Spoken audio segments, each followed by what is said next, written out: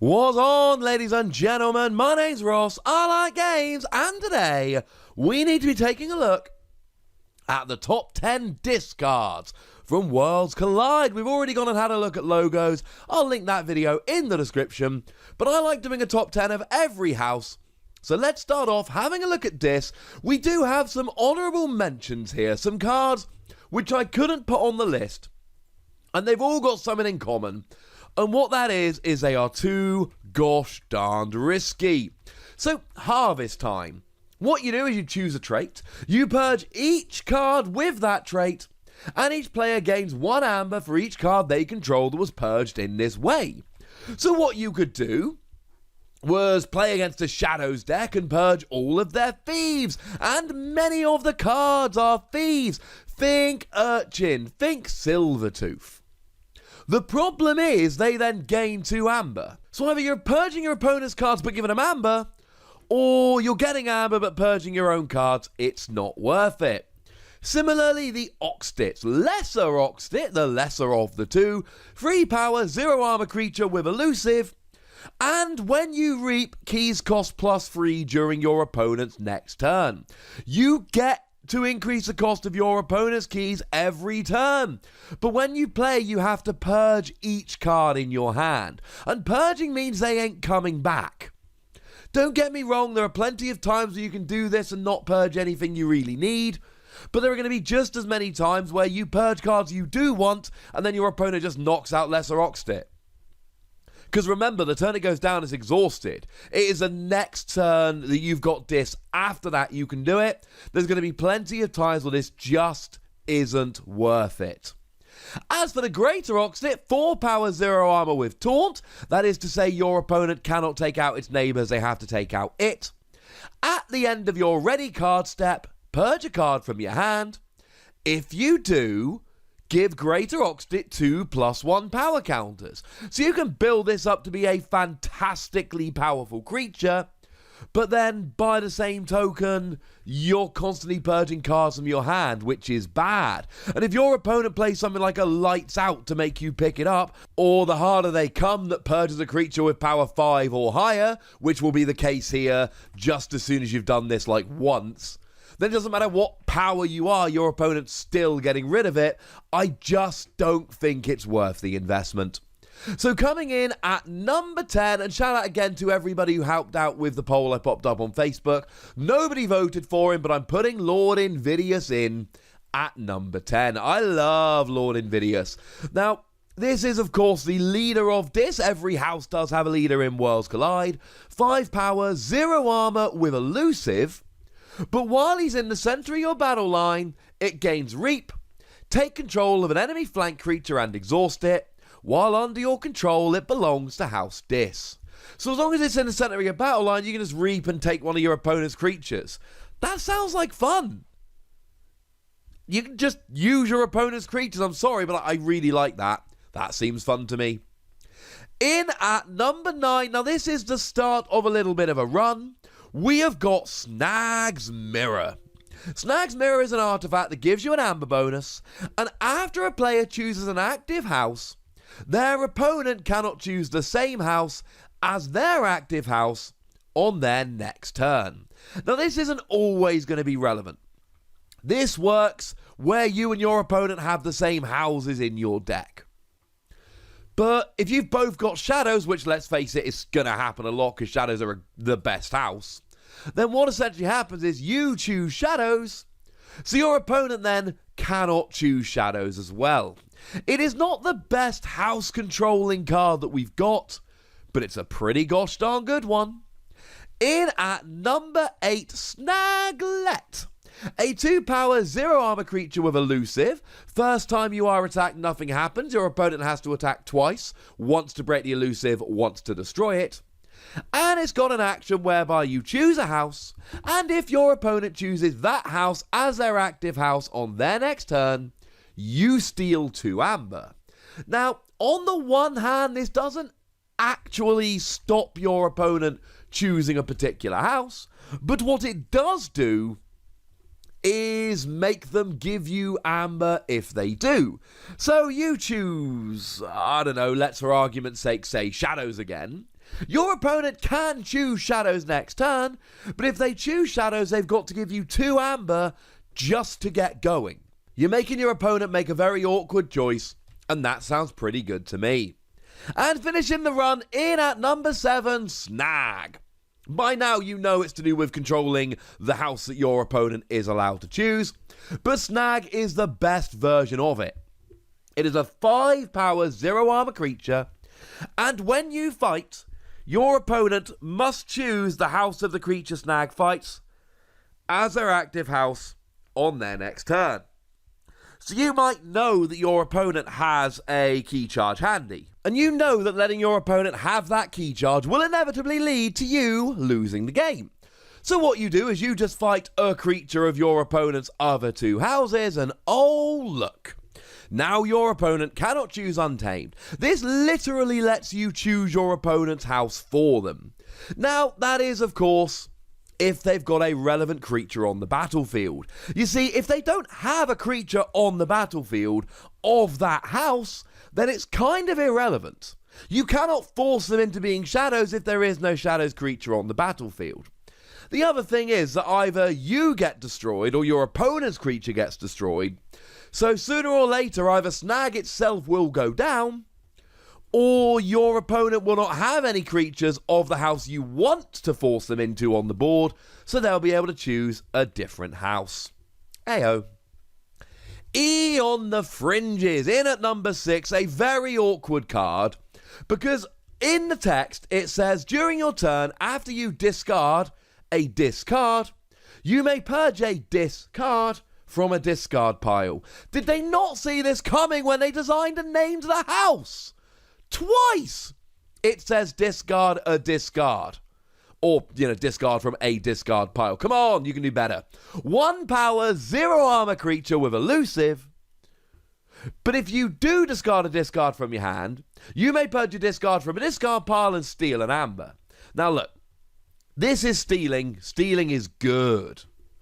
And it's not a reap skill, and it's not a fight skill, it's just another skill, but it's not an action, so doing it does not exhaust E on the Fringes.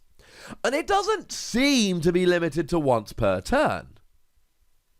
Doesn't say the first time, so it seems like you could do this multiple times to steal multiple amber. This is phenomenal if your opponent is going for dis. Because what you can essentially do is discard all of your discards, purge all of your opponent's discards, and then steal a bunch of amber in the process. If your opponent isn't playing dis, then you've got to discard your cards and then purge your cards. That is less than ideal. If you can get your opponent's cards purging, it's amazing. If not, yeah. In at number 5, the Evil Eye. It is an action card with an amber bonus, and when you play it, keys cost +3 during your opponent's next turn. It's like Lash of Broken Dreams, but instead of playing it down, waiting for it to be exhausted and then using it, you can use it right away, but then you only get to use it once. It's not an every turn thing like Lash of Broken Dreams can be, but it gives you an amber bonus. It's a really great emergency you ain't forging next turn thing. It is great if your opponent has got 8 amber and are about to forge a key. This is brilliant as an emergency. Ha ha ha ha! Now you need 9 and you only have 8. Kind of thing. In at number 4, my personal favourite card. Harbinger of Doom. Probably not the best, but certainly my favourite. It is a 2 power, 3 armor creature. And when it is destroyed, you destroy each creature. All of yours, all of your opponents. When Harbinger of Doom goes down, everybody goes down. And this is a weird thing, because it basically gives a self-destructing board wipe for both players. So essentially, you can throw this against one of your opponent's creatures to wipe the board, or they can destroy it to wipe the board. I love it, ladies and gentlemen. I absolutely love it. It is kind of risky. If you're leaving it out there, your opponent can go, your board's too large, I need to break it. But you know what? You're in charge. It's your card. Don't play it in such a circumstance. There we go. In at number 3, and I really did. I find 2 and 3, right, very close. I struggled immensely trying to figure out which one went where. But in at number 3, it's BORR NIT'S Touch. I've got to do it. I've changed my mind as I'm recording. I'll probably change my mind again during editing, but it'll be too late. BORR NIT'S Touch is an action card that gives you an amber bonus, and when you play it, you reveal the top 5 cards of a player's deck and purge a card revealed in this way. Shuffle the other revealed cards into that deck. It basically lets you, I mean, you could purge your own card if you really wanted to, but most of the time you get an amber and you get to purge a card of your choice from the top 5 cards of your opponent's deck. And a lot of the time, especially in Archon, where you're allowed to see your opponent's deck and have a good look, or deck list at least, you know, Archon card, before the game, you're going to have a pretty good idea of what cards your opponent wants. So you're going to be able to look at their board, know what's in their deck, and go, right, they don't want to lose this card, and that's the card you get rid of, if you can find it. It's great. It's really disruptive in a brilliant way.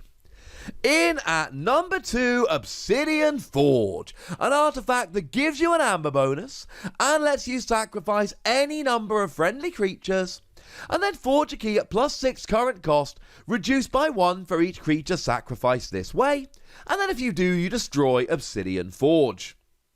Now, it is an action, so you've got to put it down, and then wait a turn for it to be unexhausted, and then use it, so your opponent can go after the artifact. Maybe Hawk. That's a new card that came out in Worlds Collide, right?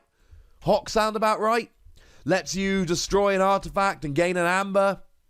Yeah, that's kind of annoying. So your opponent can do that. Or they can go, ooh, okay, now it's time to play my Unlocked Gateway and just board wipe both of us so that my opponent doesn't have any creatures to sacrifice. There are plenty of ways around it, and you've got to wait a turn for it to be unexhausted. So essentially you are, what's the word I'm looking for? Really signposting to your opponent, hey, this is what I'm planning to do. Okay. But outside of that, it's a phenomenal key cheating card, and if you can sacrifice like 8 creatures, then you're not actually forging at +6, you're forging at -2, bearing in mind you got an amber when you played it. And it's any number of friendly creatures, not this. So in a creature-heavy deck, Obsidian Forge could be out and out nuts good. But in at number 1, and I don't think it's particularly close, the poll I put up was very much in favour of this, and again, I don't think there's a huge counter-argument. It's Infurnace. I think Infurnace is hands down the best discard. Well, definitely in Worlds Collide, as in the new card, but I think it might be the best discard in Worlds Collide, even bearing in mind all of the reprints. I mean, if you go by the rankings on dexofkeyforge.com, it is the highest ranked card, including reprints. And it's not hard to see why. 4 power, 0 armor, meh.